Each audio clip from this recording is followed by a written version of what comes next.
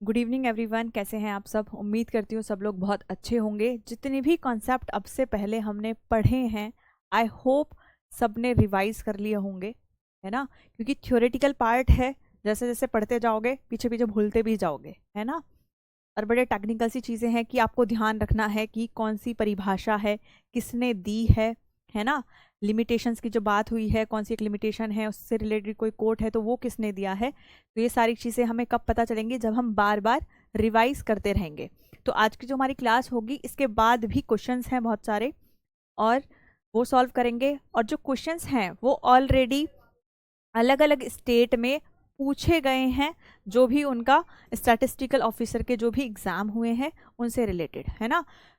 तो अभी हमने अब से पहले जो जो भी कंसेप्ट हमने पढ़े थे, चाहे हमने परिभाषा जानी हो, चाहे हमने क्षेत्र पढ़े हो, चाहे हमने सीमाएं जानी हो, चाहे हमने फंक्शन जाने हो, जो भी चीज़ें हमने करी थी, कंसेप्ट पढ़े, क्वेश्चन सॉल्व करे, उसके बाद में हम एक पूरा मतलब जो पूरे जो भी 5-6 कंसेप्ट हैं हमारे, उनसे रिलेटेड जो PYQs होंगे वो भी सॉल्व करेंगे।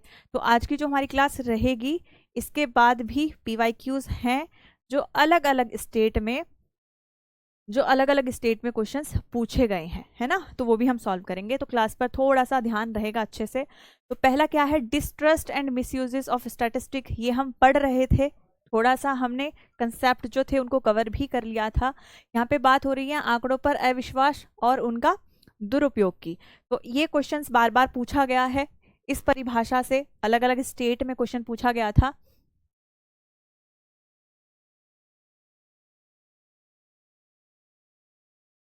तो क्या परिभाषा है ये हम जान लेते हैं। According to Disraeli there are 3 kind of lies. एक झूठ, एक घिनौना झूठ, और तीसरा क्या है आपका? स्टैटिस्टिक। तो किसने ये वर्ड्स बोले हैं, किसने ये लाइन बोली है, ये हमें पता होना चाहिए, है ना? नेक्स्ट, यहाँ पर हमने एग्जाम्पल लिया था जहाँ पे हमने समझा था कि पर कैपिटा इनकम यानी कि प्रति व्यक्ति आय की बात हमने करी थी, है ना? प्रति व्यक्ति आय की हम बात कर रहे थे। वहां पर एक जो गवर्नमेंट थी उसने बताया कि वृद्धि है इसमें कितने प्रतिशत से? 17% से। वहीं पे जो अपोजिशन की पार्टी थी उसने बोला कि नहीं, यहाँ पे जो वृद्धि है वो तो सिर्फ 5% की है। तो अगर अगर किसी को ज्ञान नहीं होगा स्टैटिस्टिक का तो वो बड़ा गुमराह हो सकता है कि किसकी बात को सच माने, किसकी बात को हम गलत माने। लेकिन जिसको नॉलेज होगी वो क्या देखता? वो देखता कि इन्होंने जो बेस माना था, जो आधार माना था, वो माना था करंट ईयर को, उसके बेसिस पर कैलकुलेट करा इसको। वहीं पर जो अपोजिशन गवर्नमेंट थी उसने जो आधार माना था वो शायद इसमें दिया हुआ था 2005 और 6 को, है ना? तो बेस अलग होने से आप देखो कि यहाँ पर 17% की वृद्धि दिखाई जा रही है, जबकि यहाँ पर 5% की वृद्धि दिखाई जा रही है ना? तो कभी कभी जो डेटा होता है वहां पर हम गुमराह हो सकते हैं अगर हमें नॉलेज नहीं होगी, अगर हमें नहीं पता होगा कि कैसे इनको कैलकुलेट किया जा रहा है।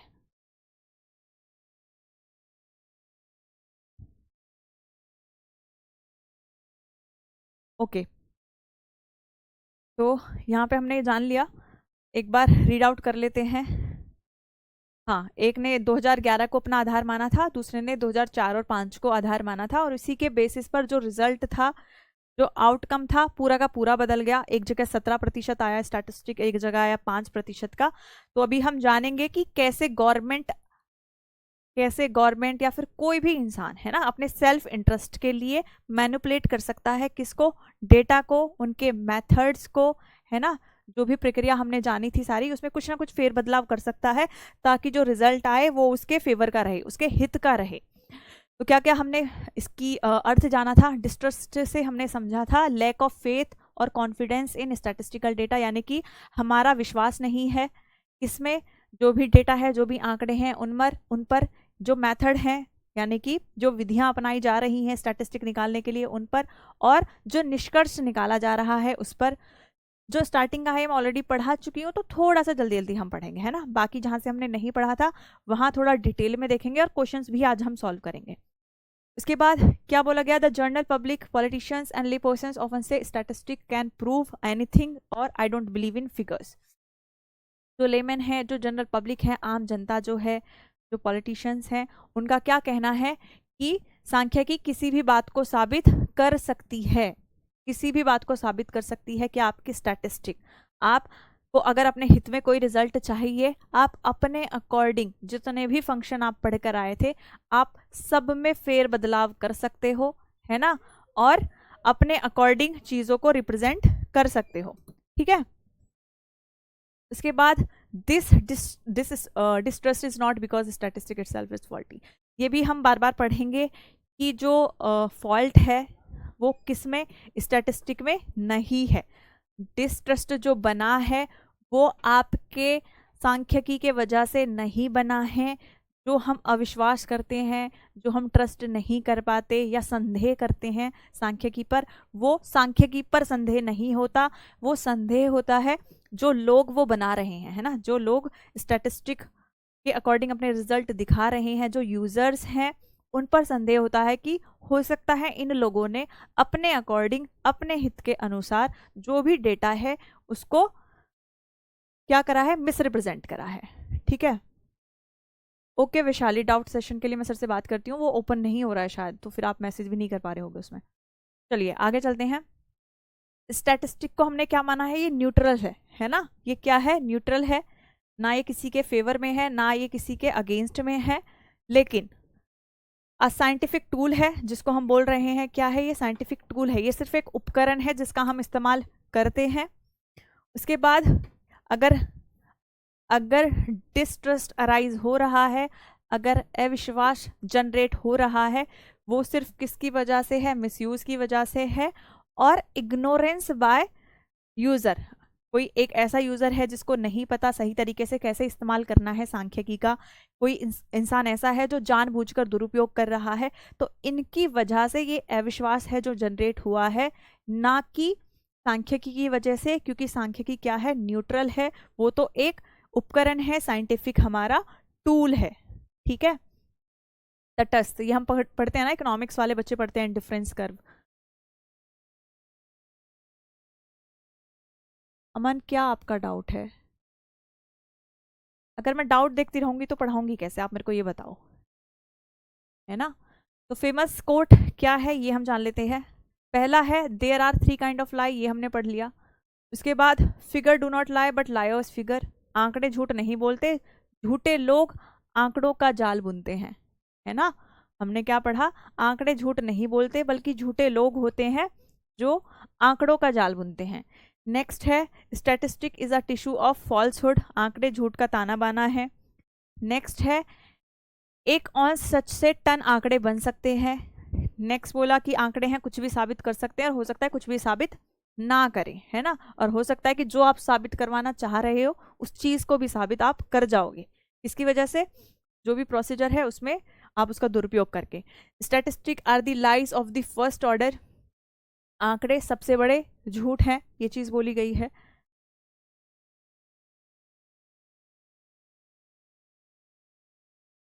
ओके क्लासेस का नंबर होना चाहिए, ठीक है, पॉइंट नोटेड। इसके बाद बाउले की परिभाषा है, क्या इन्होंने बोला है, सांख्यिकी केवल एक उपकरण है, अभी पढ़ा हमने, जो उन लोगों के हाथों में खतरनाक है जो इसके उपयोग और इसकी कमियों को नहीं जानते, है ना, जो नहीं जानते कि इसका उपयोग कैसे करना है और जो नहीं जानते कि इसकी कमियां क्या हैं, उनके हाथों में सांख्यिकी क्या हो सकती है, एक खतरनाक हो सकती है।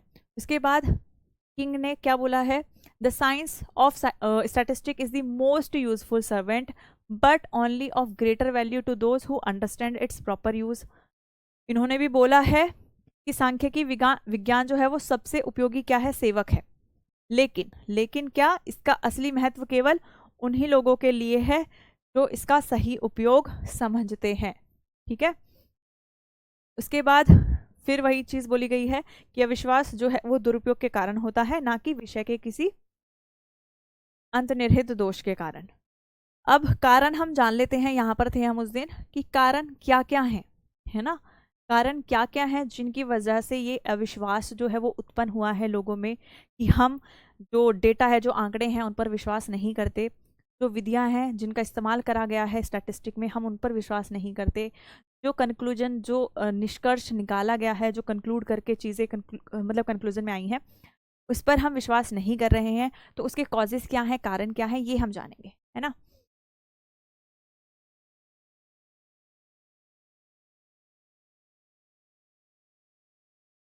तो हम पढ़ लेते हैं। पहला है deliberate manipulation by selfish interest, स्वार्थी हितों द्वारा जानबूझकर की गई हेराफेरी। हम क्या कर रहे हैं, अपने हितों के कारण जानबूझकर हेराफेरी कर रहे हैं, चाहे आंकड़ों में, चाहे विधियों में, चाहे कंक्लूजन में।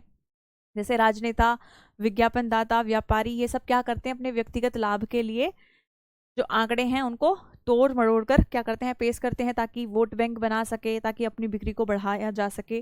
दूसरा है इनएक्यूरेट, इनकम्प्लीट और बायस्ड डाटा कलेक्शन, है ना। जो डेटा है आपने या तो गलत ले लिया, आपने जो जानकारी आपको बटोरनी थी वो आपने नहीं ली, है ना। गए थे आप स्वास्थ्य की जानकारी लेने, लेके आ रहे हो आप शिक्षा से रिलेटेड जानकारी। इनकम्प्लीट, अगर आपको 5 कंपोनेंट लेने थे, 5 जानकारियां लेनी थी, आप सिर्फ 3 ही जानकारियां लेकर आए, है ना। बायस्ड डेटा कलेक्शन, आपको अपने हित में रिजल्ट रखना था तो आप उसी के अकॉर्डिंग डेटा लेकर आ गए। अगर आपको दिखाना था, आपका मोटिव था, आपको दिखाना था कि आपके क्षेत्र में जो औसतन आय है वो बहुत ज़्यादा है, तो आपको ये प्रूव करना था, तो आपने क्या करा, आप सिर्फ उन्हीं लोगों के घर में गए जहाँ पर आपको लगा कि इनकी जो इनकम है वो अच्छी खासी है ना। तो आपने क्या करा है, बायस्ड डेटा कलेक्शन है, कि आपने सिर्फ उन घरों को विजिट करा जहां पर आपको लगा कि इनकम का स्तर इनका अच्छा खासा होगा। इसके बाद conflicting statistic on the same issue, different agencies give different figures. अभी थोड़ी देर पहले हमने बात करी थी, हो सकता है कि जो रिजल्ट है, अगर 2 अलग अलग एजेंसीज हैं वो सेम चीज़ पर काम कर रही हैं, डेटा कलेक्ट कर रही हैं, तो हो सकता है कि दोनों के जो रिजल्ट हों वो क्या आए, अलग अलग आए। इसके बाद layman's ignorance, layman's inability to distinguish valid and invalid conclusion. जैसे अभी थोड़ी देर पहले हमने क्या जाना था, पर कैपिटा इनकम, प्रति व्यक्ति आय के बारे में हम बात कर रहे थे। तो अगर किसी को जानकारी नहीं होगी वो तो बहुत मतलब परप्लेक्स हो जाएगा, बहुत कंफ्यूज हो जाएगा कि कैसे ये बोल रहे हैं 17% से वृद्धि है, ये बोल रहे हैं 5% से वृद्धि है, तो वो नहीं जान पाएंगे। जिनको नहीं पता कि क्या क्या विधियां हैं, क्या क्या प्रोसीजर है, वो नहीं जान पाएंगे कि कौन सा स्टैटिस्टिक वैलिड है, कौन सा इनवैलिड है, कौन से स्टैटिस्टिक में कमियां हैं, है ना।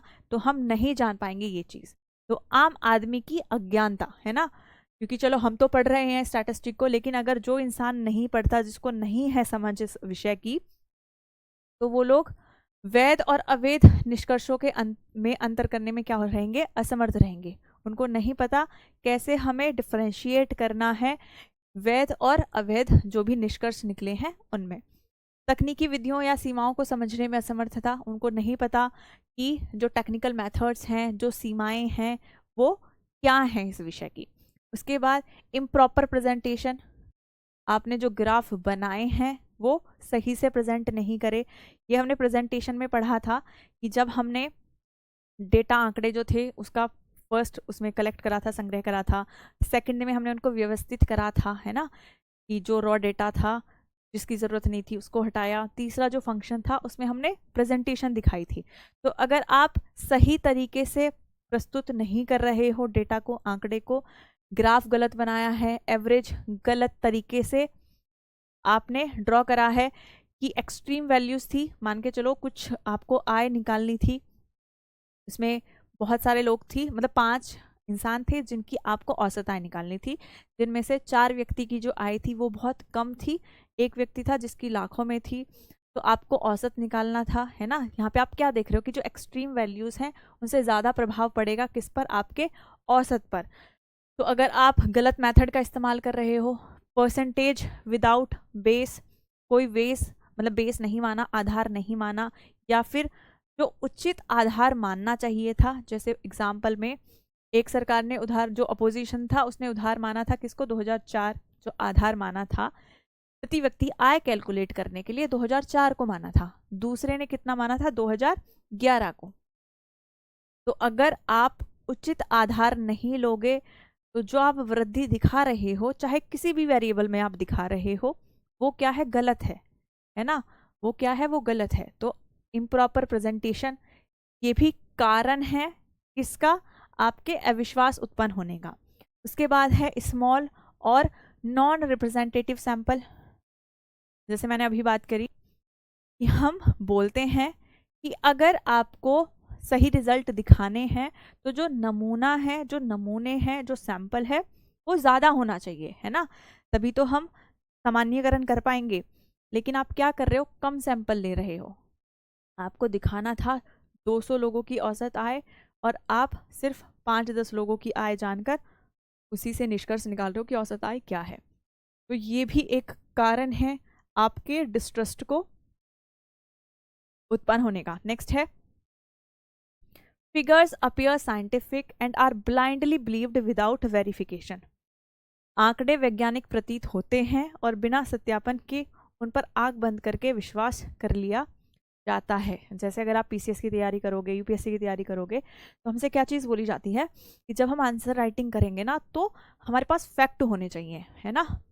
अगर हम फैक्ट से दिखाएंगे ना, अगर मान के चलो वुमेन एम्पावरमेंट की बात आ रही है, अगर हम लिटरेसी रेट की बात कर रहे हैं, तो अगर हम अपना आंसर है वो किसी फैक्ट से स्टार्ट करेंगे कि ये कोई रिपोर्ट है, ये कोई एजेंसी है, और या फिर बजट या फिर सर्वे, इन्होंने ये दर्शाया है कि इतने प्रतिशत जो साक्षरता दर वो बढ़ गया है, या फिर आपका जो रोजगार में वृद्धि हुई है, ये सारी चीज़ें हम डेटा से दिखाते हैं। क्यों? इसके पीछे का लॉजिक माना जाता है कि हम इसको क्या सही मानकर चलते हैं। हम क्या मान के चलते हैं कि जो आंकड़े हैं वैज्ञानिक प्रतीत होते हैं और बिना सत्यापन के उन पर आंख बंद करके विश्वास कर लिया जाता है। तो एक हम क्या बोल के चल रहे हैं कि फिगर्स को हम क्या मान लेंगे, वेरिफिकेशन हो ना हो, लेकिन ठीक है भाई, पीआईबी की रिपोर्ट है, ये रिपोर्ट है, वो रिपोर्ट है, तो हम क्या कर सकते हैं, उनको आंख बंद कर उन पर विश्वास कर सकते हैं। नेक्स्ट है lack of full information. Sample size, जो भी निष्कर्ष आया किसी भी चीज़ को लेकर, हमें कम जानकारी है, कम नॉलेज है किसकी, कि कितना सैंपल साइज लिया गया था, है ना, हमें नहीं पता कि कितना नमूना था जिसके बेसिस पर ये निष्कर्ष निकाल रहे हैं कि जो पर कैपिटा इनकम है वो 17% से बड़ी है या 5% से बड़ी है। हमें नहीं पता कौन सा मेथड अपनाया गया है ना। हमें नहीं पता इन्होंने जो प्रति व्यक्ति आय, या अगर हम बात करेंगे रोजगार की, कि इन्होंने एम्प्लॉयड किसको माना है, अनएम्प्लॉयड किसको माना है। हो सकता है परिभाषाओं में ही हेर फेर कर दिया हो, है ना। उसके बाद क्लासेस बायलिंगुअल है, प्लीज़ हिंदी वाले स्टूडेंट्स भी हैं यहाँ पर, तो क्लासेस बायलिंगुअल ही रहेंगी, है ना। चीज़ें हैं तो सही सारी। तो यहाँ पर क्या है, लैक ऑफ फुल इंफॉर्मेशन है, सैम्पल साइज नहीं पता हमें, मेथड्स नहीं पता हमें, है ना, कि कौन से मेथड्स हैं जिनको हम यूज़ कर रहे हैं, परिभाषा हमें नहीं पता।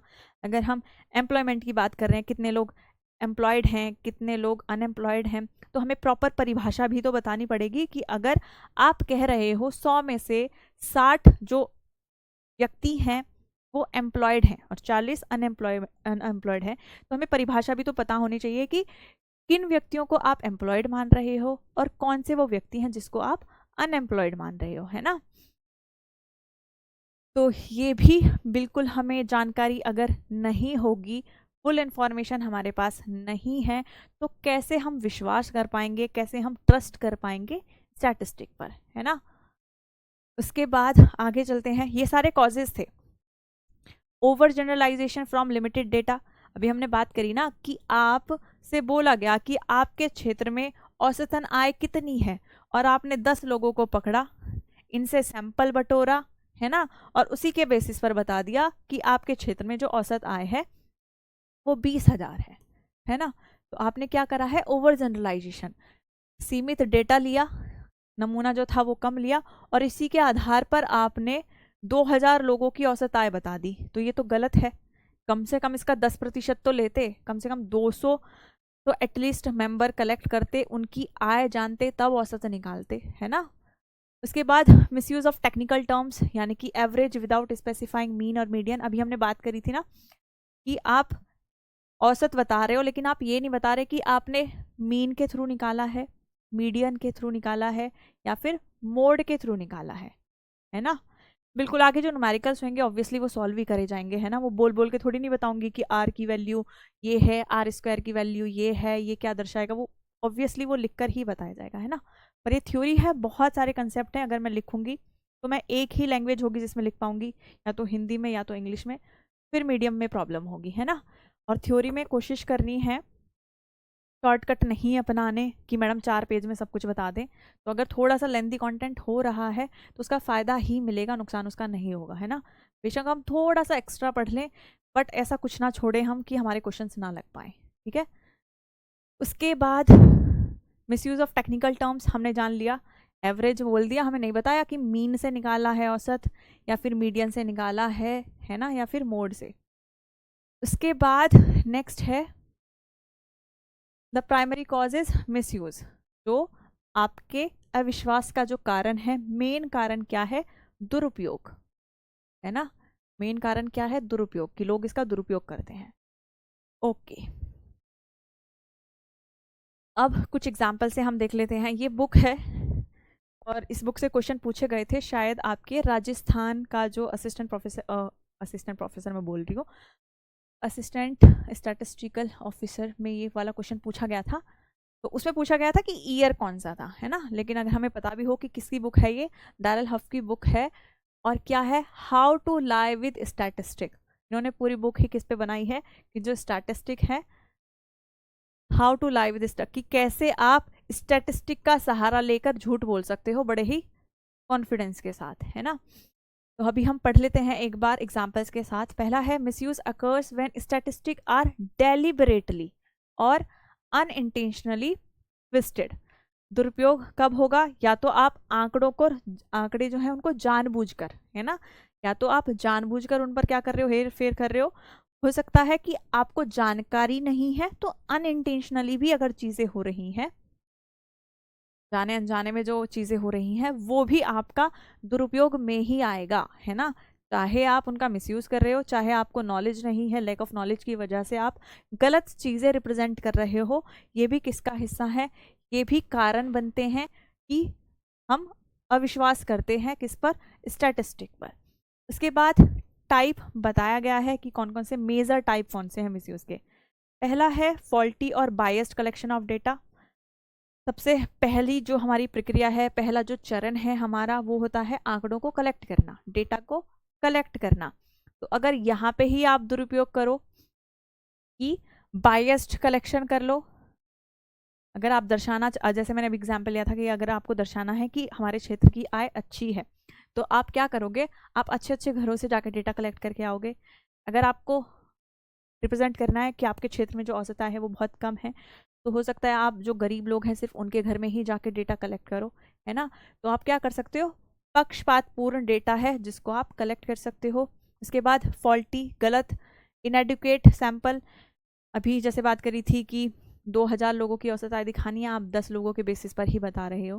तो ये क्या है, टाइप है मिसयूज के। पहला है कि आप दोषपूर्ण, पक्षपातपूर्ण डेटा संग्रह कर रहे हो और अपर्याप्त नमूना ले रहे हो, यानी कि यूजिंग नॉन रिप्रेजेंटेटिव और स्मॉल सैंपल, ठीक है। क्या है, गैर प्रतिनिधि या छोटे नमूनों का उपयोग करना, ये भी किस में आएगा आपके। उसके बाद क्या एग्जाम्पल लिया गया है, a survey on average income conducted only in a rich locality misleading high figure. ये भी मैंने एग्जाम्पल बता ही दिया कि केवल एक समृद्ध क्षेत्र में किया गया औसत आय पर सर्वेक्षण क्या है, भ्रामक रूप से उच्च आंकड़ा दिखाएगा, जो कि गलत है। आपने सिर्फ कौन सी सोसाइटी ली है, कौन सी लोकेलिटी ली है जहाँ पर रिच लोग रह रहे हैं, बल्कि आपको क्या करना चाहिए था, आपको तो हर लोकेलिटी से लोगों को लेना चाहिए था, फिर औसत आय आप दिखाते। एक और क्या एग्जाम्पल दिया है, number of accidents in the middle of the road is less than on the side walk in the middle, ignore the proportion of people walking in each area. बस आपने क्या दिखा दिया, आपने दिखा दिया कि जो सड़क के बीच में जो लोग चल रहे हैं उनकी दुर्घटनाओं की जो संख्या है वो कम है, इसकी तुलना में जो दुर्घटनाएं हुई हैं उन लोगों की जो किनारे पर चल रही थी, है ना।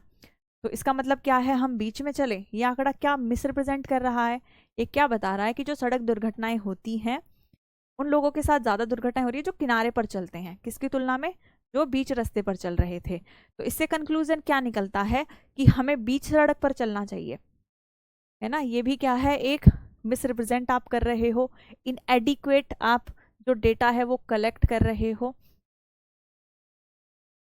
उसके बाद रॉन्ग चॉइस ऑफ एवरेज, आपने मीन, मीडियन, मोड, 3 तरीके से आप औसत निकाल सकते हो, लेकिन आपने सही जो मेथड था उसका चुनाव नहीं किया।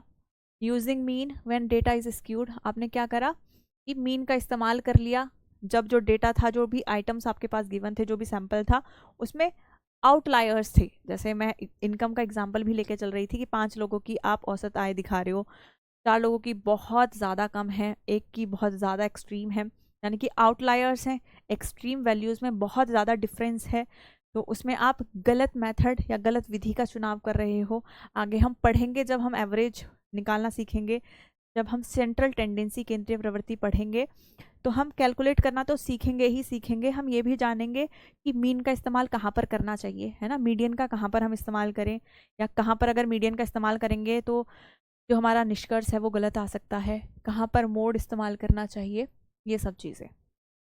इसके बाद और क्या उदाहरण दिया है, एक कंपनी में बॉस का वेतन बहुत अधिक है, औसत वेतन अच्छा लगता है, लेकिन अधिकांश जो कर्मचारी हैं उनका वेतन वहाँ पर क्या है, बहुत ही कम होता है। तो यहाँ पर क्या है, median would be more honest, यहाँ पर मीडियन जो था हम उसका इस्तेमाल कर सकते थे, लेकिन हमने मीन का इस्तेमाल करा, उसने ज़्यादा वैल्यू दिखाई होगी। तो ये क्या है, wrong choice of average. Next है मिसलीडिंग ग्राफ एंड डायग्राम, इसको और हम क्या बोलते हैं, संक्षिप्त पैमाने या फिर 3D प्रभाव, अनुचित अक्ष, जो एक्सेस हैं वो गलत ले रहे हो, जो स्केल आप ले रहे हो वो गलत ले रहे हो। यहाँ पे पूरा क्या होगा, जो आप प्रेजेंट कर रहे थे, जो प्रेजेंटेशन थी आपकी, जो ग्राफ थे, जो भी डायग्राम थे, जो भी कर्व थे, जिनसे भी आप डेटा दिखा रहे थे, आप उनको ही गलत इस्तेमाल कर रहे हो, है ना, कि एक्सेस गलत दिखा दिया, ये सारी चीज़ें। क्वेश्चंस अभी हम सॉल्व करेंगे इस क्लास के बाद। उसके बाद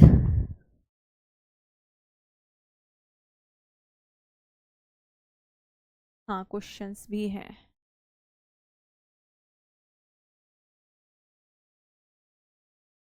नेक्स्ट है इग्नोरिंग कॉन्टेक्स्ट बेस लिमिटेशंस, यानी कि हम अभी परसेंटेज वाली चीज़ हमने बोली थी कि एक हमारा बेस होता है ना, अगर हम रियल इनकम, नॉमिनल इनकम की आपने बात करी है ना, जो रियल नॉमिनल में क्या अंतर होता है, जो रियल हम निकालते हैं वो हमारा बेस ईयर होता है जिससे हम इंक्लूड करेंगे। जब नॉमिनल निकालते हैं वो करंट ईयर से हम निकालते हैं इनकम को। तो ये क्या है, अगर हम बेस को बदल रहे हैं, percentage increase without base value, यानी कि हम जो कॉन्टेक्स्ट है स्टैटिस्टिक का उसको ही इग्नोर कर रहे हैं, लिमिटेशंस को अनदेखा कर रहे हैं, है ना, जो लिमिटेशंस हमने पढ़ी थी, जो सीमाएं हमने जानी थी, उनको हम अनदेखा कर रहे हैं। क्या एग्जाम्पल है, इससे हम अच्छे से समझ पाएंगे। हमने बोला मैथमेटिक ऑनर्स स्टूडेंट्स इंक्रीज्ड, है ना, 5 टाइम इन 3 ईयर। तो हम क्या बोल रहे हैं, हम बोल रहे हैं कि जो मैथमेटिक्स ऑनर्स हैं वहाँ पर जो स्टूडेंट हैं वो 5 गुना बढ़ गए 3 साल में। तो क्या हम ये कंक्लूड कर सकते हैं, क्या हम बता सकते हैं कि जो मैथ्स है वो बहुत ज़्यादा पॉपुलर है, लेकिन आप नहीं बता रहे हो, आप कंपेयर नहीं कर रहे हो और सब्जेक्ट में क्या प्रॉब्लम है, वहाँ पे क्यों कम हो रहे हैं, बस आपने एक सीधी सीधी स्टेटमेंट दे दी। आपने क्या करा है, एक इंडिविजुअल व्यक्तिगत एक इंफॉर्मेशन दे दी कि मैथमेटिकल ऑनर्स में जो स्टूडेंट्स हैं वो बढ़ गए 5 गुना से 3 साल में, है ना। तो क्या बोल रहे हैं, no comparison with other subject, हमें ये तो बताओ कि और सब्जेक्ट जो है, हो सकता है कि विड्रॉ कर लिए गए हों और सब्जेक्ट बच्चों की मजबूरी हो, है ना, ये भी तो ऐसा पॉसिबल है। ज़रूरी थोड़ी है कि मैथमेटिक्स की पॉपुलैरिटी बढ़ रही है इसलिए ज़्यादा लोग एडमिशन ले रहे हैं मैथमेटिक्स ऑनर्स में। हो सकता है बाकी के सब्जेक्ट विदड्रॉ हो गए हों, हो सकता है बाकी के सब्जेक्ट्स के टीचर वहाँ पर अच्छे ना हों, हो सकता है कि जो जॉब अपॉर्चुनिटीज़ थी वो कम हो गई हैं और सब्जेक्ट में इसकी तुलना में, इसलिए यहाँ पर लोग आ रहे हैं, है ना।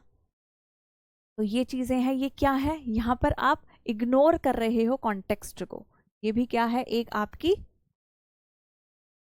उसके बाद है कोरिलेशन मिस्टेकन फॉर कॉजेशन, जब हम अपने चैप्टर पढ़ेंगे कोरिलेशन, रिग्रेशन, कॉजेशन, तो वहाँ पर जब हम कोरिलेशन पढ़ते हैं, हम जब सहसंबंध पढ़ते हैं, हम बात करते हैं वेरिएबल्स की, हम चर की बात करते हैं, लेकिन जो कोरिलेशन होता है वो सिर्फ आपको इतना बताएगा कि इनमें सहसंबंध कैसा है, सकारात्मक है, ऋणात्मक है, सिर्फ इतना।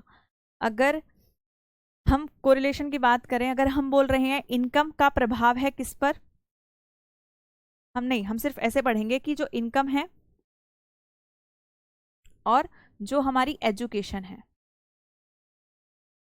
जब हम कोरिलेशन पढ़ेंगे वहां पर हम सहसंबंध देखते हैं। हम ऐसे बोल सकते हैं बस कि अगर इनकम बढ़ी तो एजुकेशन भी बढ़ी। मतलब कहने का मतलब ये है कि मैं सिर्फ सहसंबंध बता रही हूँ कि अगर ये बढ़ेगा तो ये भी बढ़ेगा, और अगर ये घटेगा तो ये भी घटेगा। सिर्फ मैंने सहसंबंध बताया है। मैं कोरिलेशन में ये नहीं बता सकती कि इनकम की वजह से, आय की वजह से प्रभाव पड़ रहा है शिक्षा पर, या शिक्षा का प्रभाव पड़ रहा है इनकम पर। ठीक है, ये हम कैसे बताते हैं? कॉजेशन होगा, वो ही बताएगा कि किसका प्रभाव किस पर पड़ रहा है, कौन डिपेंडेंट वेरिएबल है, कौन सा इंडिपेंडेंट वेरिएबल है ना। तो कोरिलेशन में बस हम क्या बताते हैं कि कैसा संबंध है। यहाँ पे क्या बोला है कि हमने कोरिलेशन को मिस्टेकन कर लिया, किसके लिए? कॉजेशन के लिए। इसको हम और किस नाम से जानते हैं? Post hoc fallacy. क्या है? हमने क्या बोला कि आइसक्रीम सेल और ड्राउनिंग डेथ्स जो है वो दोनों बढ़ गई। कब? समर में। सिर्फ हमने इतनी चीज बोली। हमने क्या बोला है कि जो आइसक्रीम की सेल है ये भी बढ़ रही है, और जो मृत्यु हो रही है डूबने से वो भी बढ़ रही है। इसका मतलब ये नहीं है कि आइसक्रीम जो है इनकी बिक्री का संबंध है लोगों के डूब के मरने का, है ना। क्या बोल रहे हैं? Ice cream causes drowning, ignores heat as common cause. तो हमने जो कोरिलेशन था हम उसको नहीं मान सकते कि वो कॉजेशन है, वो कारण है। यहाँ पे सिर्फ हमने सहसंबंध देखा कि आइसक्रीम की सेल बढ़ रही है और जो डूबने से होने वाली मौतें हैं वो बढ़ रही हैं। तो ये सिर्फ सहसंबंध है। आप नहीं बोल सकते, क्या नहीं बोल सकते, कि आइसक्रीम की वजह से लोग डूबकर मर रहे हैं, है ना। तो ये वाली प्रॉब्लम है। क्लास नोट्स इनफ हैं, बट अगर फिर भी आप चाहते हो कि आपको अपनी तरफ से कमी नहीं छोड़नी तो आप कर सकते हो ऐसा कि एक बुक को अपना बेस बना सकते हो, है ना। वैसे मेरी पूरी कोशिश है कि कोई चीज़ ना छूटे। इन केस अगर कुछ छूटा भी तो क्वेश्चन से हम वो ज़रूर कंप्लीट करेंगे, है ना। क्वेश्चंस क्योंकि हमें बहुत सॉल्व करने हैं, तो आई होप कि हमारी कोई चीज़ नहीं छूटेगी। तो ये हमने पढ़ा कि जो कोरिलेशन है सिर्फ वो कोरिलेशन है, उसको नहीं समझना या सहसंबंध को कारण मान लेना ये भी हमारी क्या है? गलती है। उसके बाद एक्स्ट्रापोलेशन बियॉन्ड डेटा, यानी कि ओवर जनरलाइजेशन, आंकड़ों से परे अनुमान लगाना, predicting the future based on short term trend. कोई चीज अल्पकाल में चल रही है और हम मान के चले कि यही चीज, यही जो भी गतिविधि है ये हमारे लॉन्ग टर्म में भी होगी, है ना। इसको हम क्या बोल रहे हैं? एक्स्ट्रापोलेशन या फिर ओवर जनरलाइजेशन। अभी हम पढ़ेंगे इसके बारे में भी कि हम जो शॉर्ट टर्म ट्रेंड है ना, जो शॉर्ट टर्म ट्रेंड है, अगर हम मान के चल रहे हैं कि इन्फ्लेशन बढ़ रही है तो हम बोलें कि अब आगे इन्फ्लेशन बढ़ेगी ही बढ़ेगी। तो इसलिए किसको हम बोल सकते हैं कि आंकड़ों से परे अनुमान लगाना, अति सामान्यकरण करना।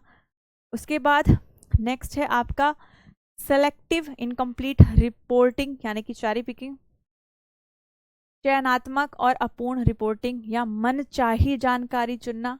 कि जानकारी बहुत सारी निकली, निष्कर्ष बहुत सारा आया स्टैटिस्टिक के, बट आपने जो रिप्रेजेंट करा, जो फाइनल रिपोर्ट में दिखाया, वो सिर्फ अपनी मनचाही चीज दिखाई, या फिर जो चीज निगेटिव थी उसको हटा दिया, उसको क्या करा? रिमूव कर दिया।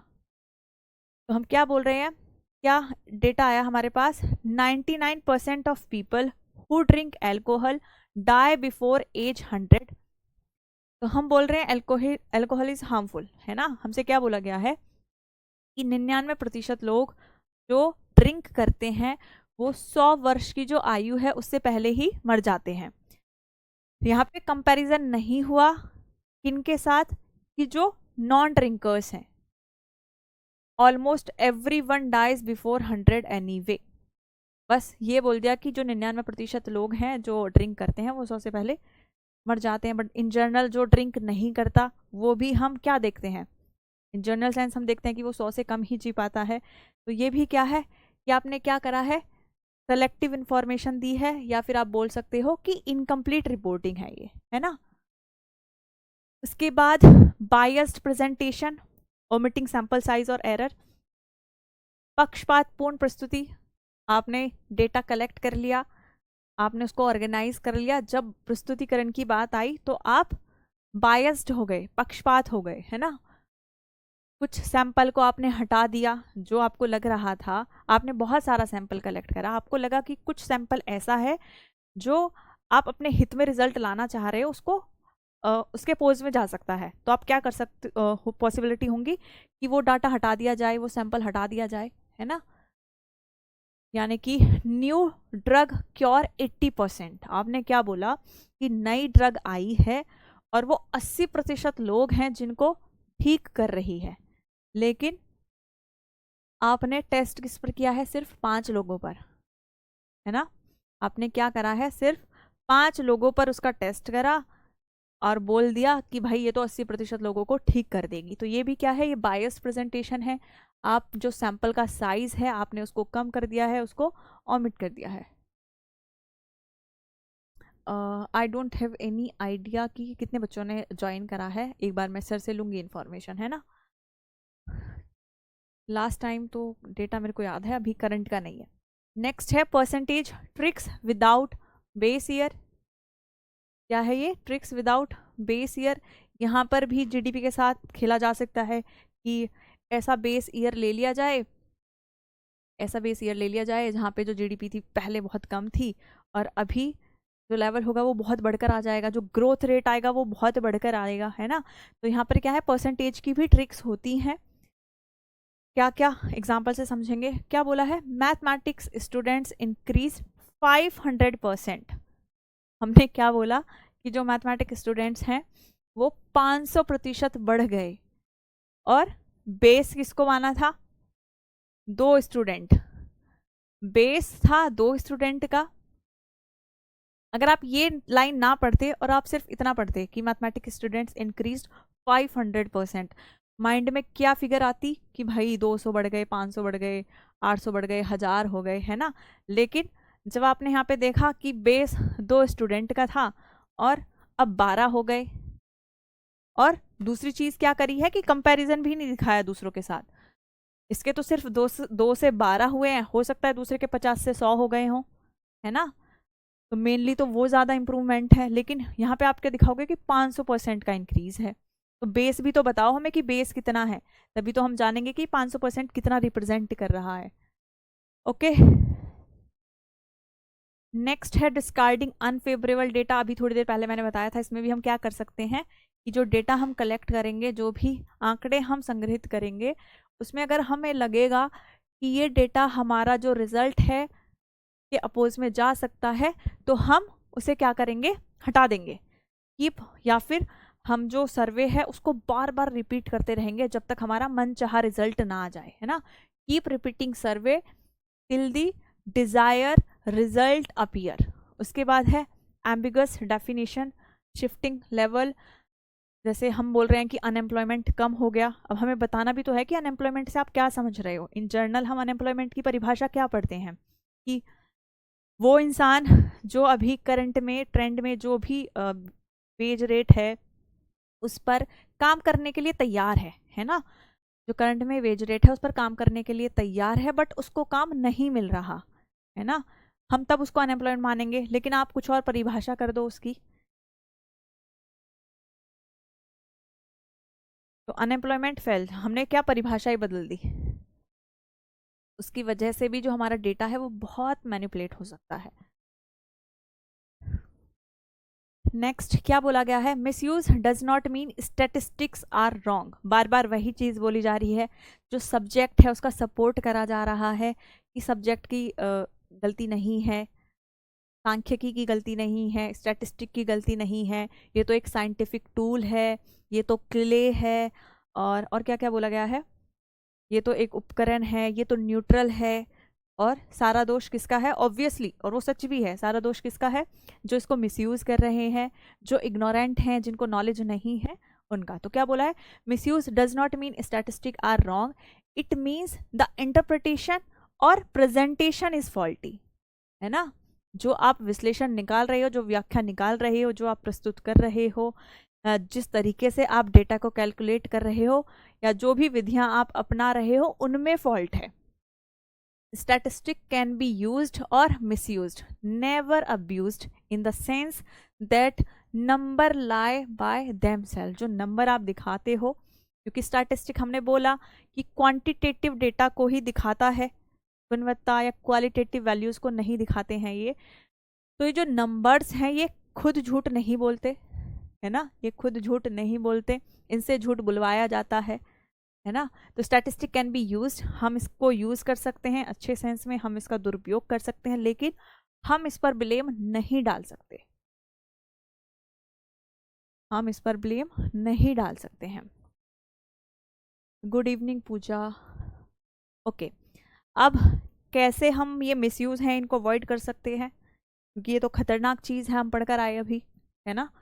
क्ले है, इससे या तो भगवान बना लो या तो डेविल बना लो। तो अब हमें ही कोशिश करनी पड़ेगी जो मिसयूज है इसको हम कैसे अवॉइड करें। तो पहला क्या है, अगर हमारी नीयत साफ है ना, अगर नीयत साफ है, हम दुरुपयोग करना नहीं चाह रहे, और अगर हमें चाहिए कि सच में जो स्टैटिस्टिक है, जो भी रिजल्ट आए वो अच्छा आए, एक्यूरेट आए, और अच्छे आगे डिसीजन मेकिंग में वो काम भी आए, तो हमें कोशिश करनी है कि हम इन चीज़ों पर ध्यान दें। और अगर हमारी इंटेंशन ही खराब है ना, अगर हमें चाहिए कि जो रिजल्ट आएगा हमें अपने बेहतर, हमारे हित में आना चाहिए, फिर तो हम क्यों ही इन चीज़ों पर ध्यान देंगे, है ना। ओके, मैं आपको कल इन्फॉर्म करूंगी कितने टोटल स्टूडेंट्स हैं। हाउ टू अवॉइड मिसयूज, पहला है ऑलवेज चेक। क्या चेक करना है हमें, हमें चेक करना है सोर्सेज, कहाँ से जो डेटा है वो कलेक्ट करा जा रहा है, क्या सोर्स है, या फिर जो स्टैटिस्टिक है, जो भी आप चीज़ें देख रहे हो वहाँ का सोर्स क्या है। जनरली हम क्या बोलते हैं, एनसीईआरटी की जो बुक्स होती हैं उनको प्रीफर किया जाता है जब हम अपने यूपीएससी किसी भी एग्जाम के लिए तैयारी करते हैं। तो जो ऑथेंटिक सोर्स है हम बोल के चलते हैं कि पीआईबी हो गया, बजट हो गया, सर्वे हो गया, यहाँ पे जो डेटा गिवन है, यहाँ पे जो चीज़ें बोली गई हैं, आप इन पर फिर भी थोड़ा बहुत भरोसा कर सकते हो, है ना। तो क्या बोला जा रहा है कि एक तो हमें सोर्स चेक करना है, सैंपल का साइज, जो जिस सैंपल, जिस आंकड़े पर निष्कर्ष निकला है, जिस आंकड़े पर बाकी की सारे फंक्शंस हुए हैं, कि उस आंकड़े का साइज क्या था, है ना। जैसे अभी हमने क्या जाना था, 5 ही व्यक्ति थे, उन पर ही ड्रग का टेस्ट करा, 4 ठीक हो गए होंगे, तो क्या बोला कि भाई 80% लोग हैं वो ठीक हो जाएंगे, है ना। तो हमें आंख बंद करके विश्वास नहीं करना है, सैंपल साइज की चीज़ भी हमें ऐसे, ये तो हम खैर अपनी नॉलेज के लिए देख रहे हैं, बट मिस यूज़ को हम अवॉइड कैसे कर सकते हैं, सैंपल साइज को कंसिडर करके कि जो सैंपल साइज है वो अच्छा खासा हो। सोर्सेज, मेथड कि कौन सा सही मेथड का हमें इस्तेमाल करना है, कहाँ हमें मीन का इस्तेमाल करना है, कहाँ पर मोड का करना है, कहाँ पर मीडियन का करना है, कॉन्टेक्स्ट क्या है, और डेटा क्या होना चाहिए, कंप्लीट होना चाहिए। तो इनकी मदद से हम लोग जो दुरुपयोग है इसको अवॉइड कर सकते हैं। उसके बाद है पूरी जानकारी की मांग करें कि आधार वर्ष क्या है ना, आधार वर्ष क्या है, जैसे अभी हमने जान लिया था, उसमें परिभाषाएं क्या हैं, डेफिनेशन क्या है, त्रुटि सीमा क्या है, कि अगर एरर है, एरर की पॉसिबिलिटीज होती हैं, हम आगे पढ़ेंगे भी कि प्रोबेबल एरर क्या है, सैम्पलिंग एरर क्या है, नॉन सैम्पलिंग एरर क्या है। तो एरर की सीमा भी होती है एक, कि ऐसा ना हो कि सीमा का स्तर ही हाई फाई जा रहा है, तो वो तो स्टैटिक सही हुआ ही नहीं, है ना। के बाद use proper sampling, average and graph. Average की बात हो गई, सैम्पलिंग का मेथड आप सही इस्तेमाल करो, है ना, कि आपको कोटा सैम्पलिंग लेना है, रैंडम सैम्पलिंग लेना है, स्ट्रेटिफाइड लेना है, सिस्टमैटिक लेना है, बहुत सारे मेथड हैं, तो आप सही मेथड का चुनाव करें। उसके बाद क्या रिमेंबर करना है, स्टैटिस्टिक क्या है, एक टूल है, डेंजरस इन रॉन्ग हैंड्स। उसके बाद यूज एक्सपर्ट्स ओनली। अगर आपको स्टैटिस्टिक में काम करना है, डेटा कलेक्ट जो भी चीज़ें हैं, ये वो इंसान अच्छे से कर पाएगा जो एक्सपर्ट होगा, वही जो त्रुटि हैं उनको कम कर पाएगा, है ना, वही उसी को पता होगी, सारी विधियों की पता होगी, कौन सा मेथड कहाँ पर इस्तेमाल करना है, कैसे प्रस्तुतिकरण करना है, जो रेलेवेंट डेटा है वो कैसे कलेक्ट करना है। तो ये सारी चीज़ें अगर जो एक्सपर्ट होगा वो करेगा, तो ऑटोमेटिकली जो चीज़ें हैं, जो दुरुपयोग है वो कम होगा कुछ स्तर तक। उसके बाद और क्या पॉइंट है, इंसिस्ट ऑन फुल डिस्क्लोजर, यानी कि source, sample size, method, margin of error, ये हो गया। Check homogeneity, representativeness and context, demand raw data, complete information.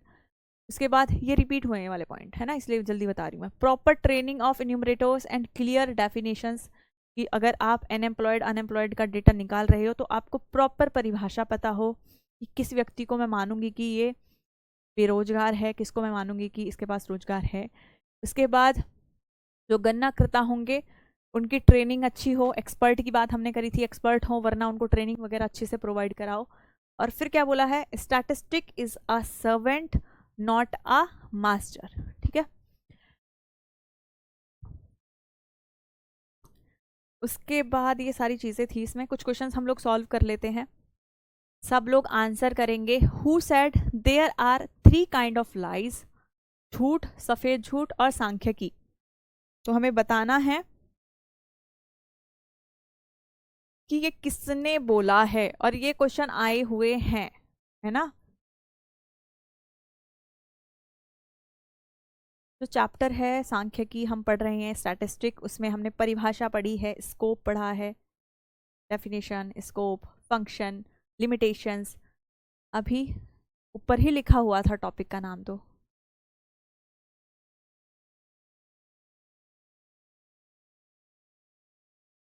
कुछ आंसर दे रहे हैं बी, कुछ आंसर दे रहे हैं सी, कुछ आंसर दे रहे हैं डी।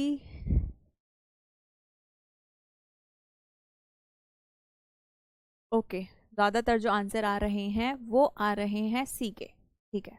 तो आंसर है इसका सी। कहाँ पर पढ़ा था एक बार हम देख लेते हैं।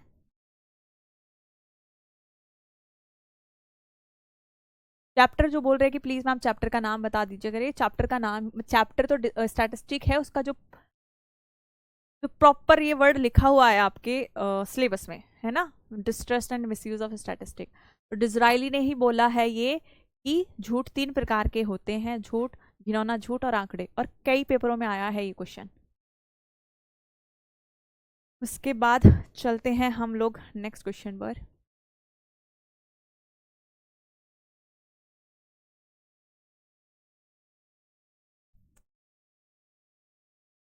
नेक्स्ट है, the science of statistic is the most useful servant but only of great value to those who understand its proper use. This statement is given by, ये स्टेटमेंट किसने बोली थी। जो पीडीएफ अपलोड हुई है जिनका आप प्रिंट निकाल सकते हो, वो स्टार्टिंग में इंग्लिश में है और बाद में हिंदी में है ना। तो आप क्या कर सकते हो, पीडीएफ को उसको स्प्लिट कर लो, हिंदी वाला पार्ट अपने पास रख लो, उसके प्रिंट आउट निकलवा लो। एमसीक्यूज क्वेश्चंस ही तो हो रहे हैं ये। नेक्स्ट बताओ इसका आंसर क्या है। सेकंड का आंसर आपको बताना है कि ये किसने बोला है।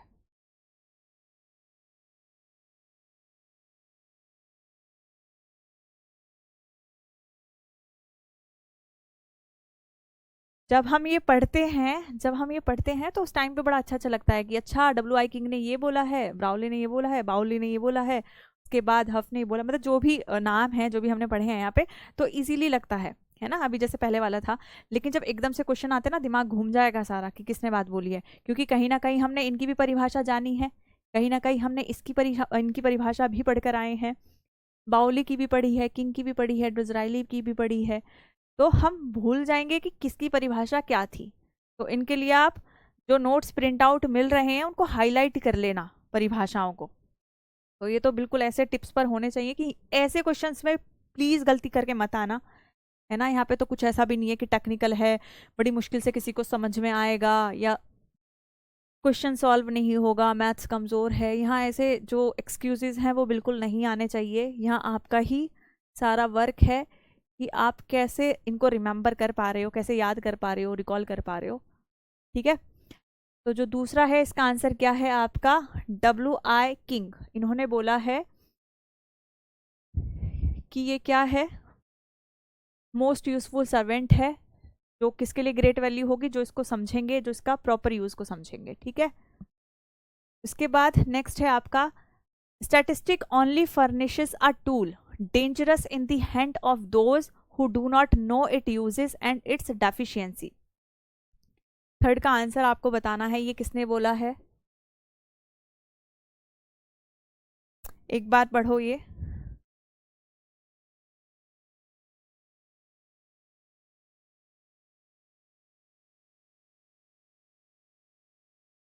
ओके, परवेज आंसर सही है, एल बाउले ने ये चीज़ बोली है, ठीक है। यहाँ पे आप कंफ्यूज भी हो रहे होगे बहुत सब, है ना। तो यहाँ पर क्वेश्चन सॉल्व करने से हमें अपनी जो वीकनेस है वो पता चल गई होगी, कमजोरी पता चल गई होगी कि हम कंफ्यूज हो रहे हैं परिभाषाओं में, तो इस पर काम करना है हमें। नेक्स्ट है, statistic are like clay of which you can make a god or a devil as you please, this statement was made by. ये भी हम पढ़कर आए थे लास्ट क्लास में हमने।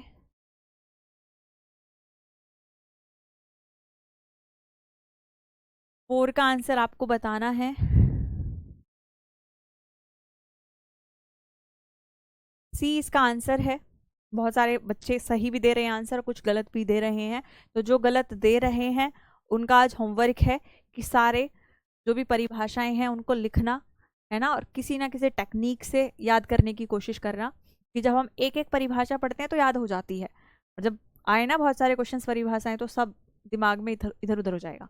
नेक्स्ट है डिस्ट्रस्ट ऑफ स्टैटिस्टिक मीन, क्योंकि जो कंसेप्ट वाले हैं ये तो आप इजीली कर लोगे, है ना, उनमें कंफ्यूजन हो जाती है थोड़ा कि किसने क्या परिभाषा दी है। इसमें क्या है, सांख्यिकी के प्रति अविश्वास का अर्थ है कि जो सांख्यिकी है वो स्वयं दोषपूर्ण है। दूसरा है उपयोगकर्ताओं द्वारा दुरुपयोग या अज्ञानता के कारण सांख्यिकी डेटा, विधियां और निष्कर्षों में विश्वास की कमी आती है, या जो अविश्वास है वो उत्पन्न होता है। बिल्कुल अभिषेक, आप एक बार मेरे को टेलीग्राम पे मैसेज डाल देना, मैं आपको बता दूंगी क्या इमेज है उसकी, है ना, वरना नेक्स्ट क्लास में अटैच कर दूंगी। तो यहाँ पे हमने क्या पढ़ा था, ये कॉन्सेप्ट था जो आज की क्लास में हमने जाना था। कॉन्सेप्ट वाले में तो बिल्कुल भी गलती नहीं होनी चाहिए। नेक्स्ट है primary cause of distrust in statistic is, सांख्यिकी में अविश्वास का जो प्राथमिक कारण है वो क्या है। सांख्यिकी विषय में अंतर्निहित दोष, ये तो हम पढ़कर आए थे ना, इसमें कोई अंतर्निहित दोष नहीं है। दूसरा है उपयोगकर्ताओं द्वारा दुरुपयोग या अज्ञानता। तीसरा है सांख्यिकी झूठ का एक जाल है। तीसरा है सांख्यिकी कुछ भी साबित कर सकता है। क्लास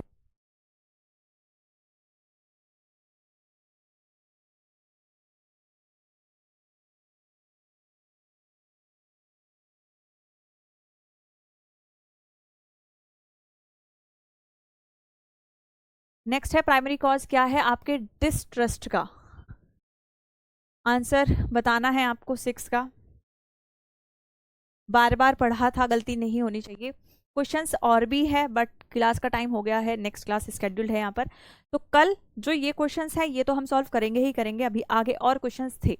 नेक्स्ट क्लास में हमारे सिर्फ क्वेश्चंस ही होंगे, तो प्लीज़ जितना भी पढ़ा है 4-5 क्लासेस में, क्योंकि जो पहला हमारा पॉइंट था स्टैटिस्टिक, वहाँ के जो भी पॉइंट थे हमारे, चाहे वो परिभाषा हो, स्कोप हो, फंक्शन हो, लिमिटेशन हो, डिस्ट्रस्ट हो, सारे हमारे हो गए हैं। तो नेक्स्ट क्लास हमारी पूरी रहेगी क्वेश्चंस पर बेस्ड, जितने भी अलग अलग स्टेट में क्वेश्चंस पूछे गए हैं। तो प्लीज़ सब लोग रिवाइज कर कर आना। मिलते हैं नेक्स्ट क्लास में, और क्वेश्चंस तब हम अच्छे से सॉल्व करेंगे। Thank you so much.